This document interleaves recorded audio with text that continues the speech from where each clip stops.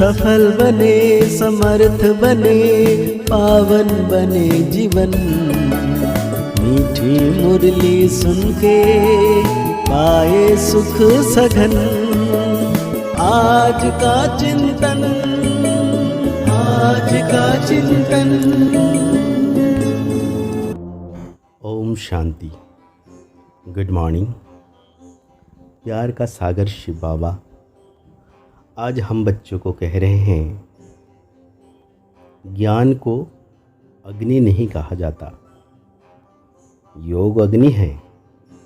योग में रहने से तुम्हारे पाप भस्म होंगे, तुम स्वच्छ गोरा बन जाओगे, मतलब पावन बन जाओगे।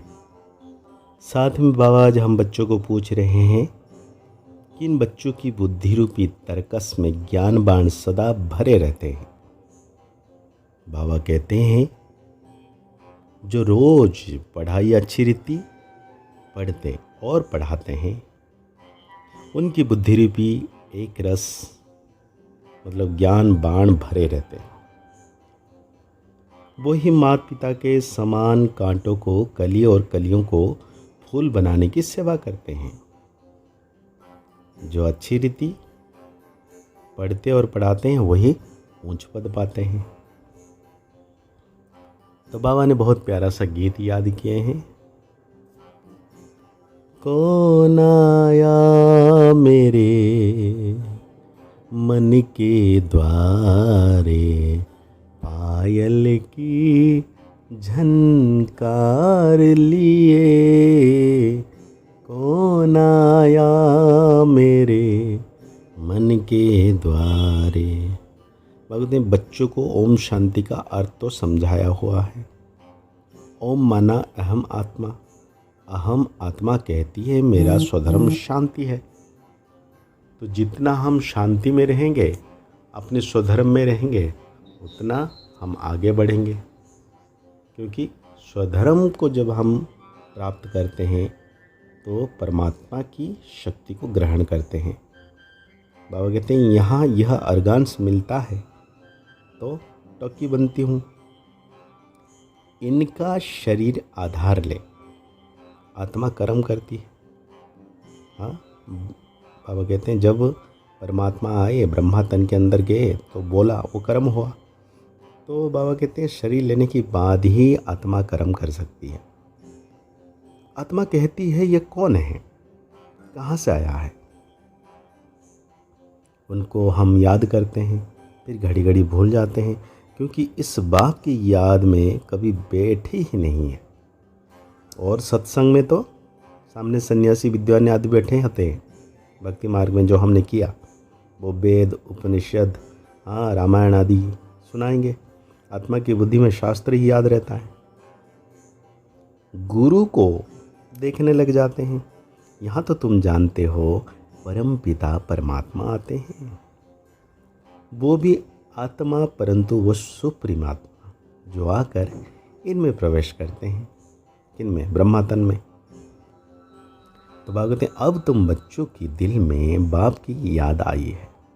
ऐसे नहीं तुम्हारे में बाप ने प्रवेश किया है, नहीं, बाप को पहचान लिया है।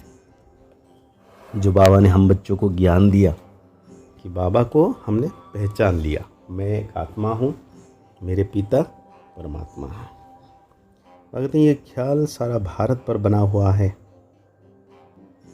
भारत हीरे जैसा था, अंत में फिर भारत कौड़ी जैसा बनता है। भारत में हीरे जवाहरों की महल बनते हैं। सोमनाथ के मंदिर कितनी मिल्कियत थी। भारत जैसा सल्वेंट और कोई धर्म नहीं हो सकते।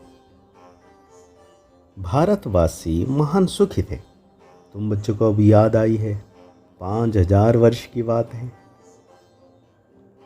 अथवा क्राइस्ट से 3000 वर्ष पहले तुम भारतवासी कितने साहूकार थे। अब बिल्कुल इनसॉल्वेंट है। तुम श्री श्री शिव बाबा की मत पर चलने से स्वर्ग के श्रेष्ठ देवी देवता बनेंगे।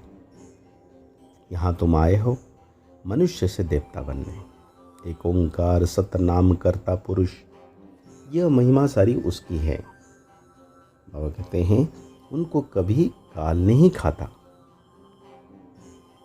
तुम जानते हो ये कोई गुरु गोसाई नहीं है, ये तो परम धाम में रहने वाला परम प्रिय बाबा है।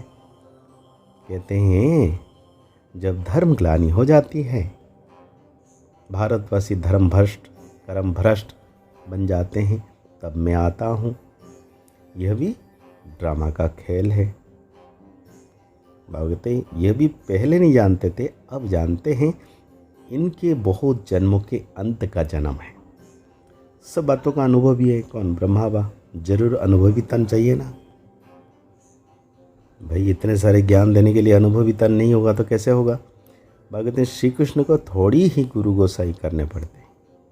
ये भूल भुलैया का खेल है, अपनी कल्पनाएं बेट बनाई है।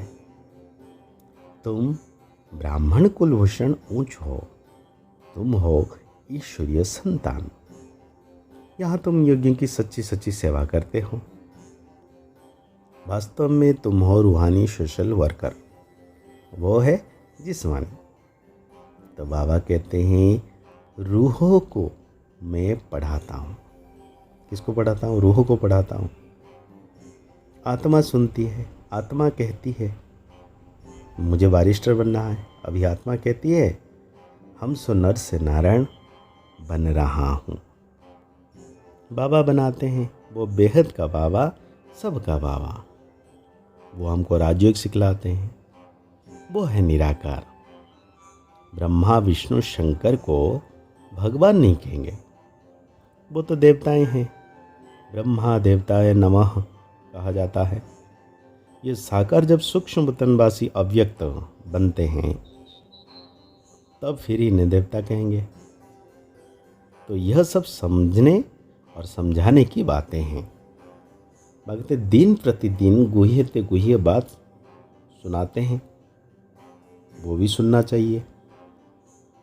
अगर कहते हैं फुर्सत नहीं सुनेंगे तो नए नए ज्ञान वाण बुद्धि रूप में तर्कस में कैसे आएगा, कैसे भरेंगे? जो अच्छी रीति पढ़कर पढ़ते हैं वही ऊंच पद पाएंगे। अरे तब यह लक्ष्मीनारायण कैसे बने? बड़ा मुश्किल है, असंभव है। इसमें डरना नहीं है। बहुत लोग कहते हैं हाँ यह तो बहुत सहज है, लेकिन अगर लक्ष्मीनारायण बनना है तो पढ़ाई पढ़ना जरूरी है। पढ़ना भी है और पढ़ाने भी है। तो बाबा कहते हैं हम सो शूद्र थे, फिर हम सो ब्राह्मण बने हैं, फिर हम सो देवता बनेंगे। ये कितनी सहज बात है।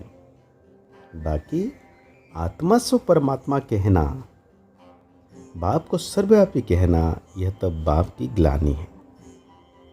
अब बाप आए हैं, बाप समझाते हैं यह रावण तुम्हारा सबसे जास्ती पुराना शत्रु है, जिसने तुमको ऐसा पतित कोड़ी जैसा बनाया है।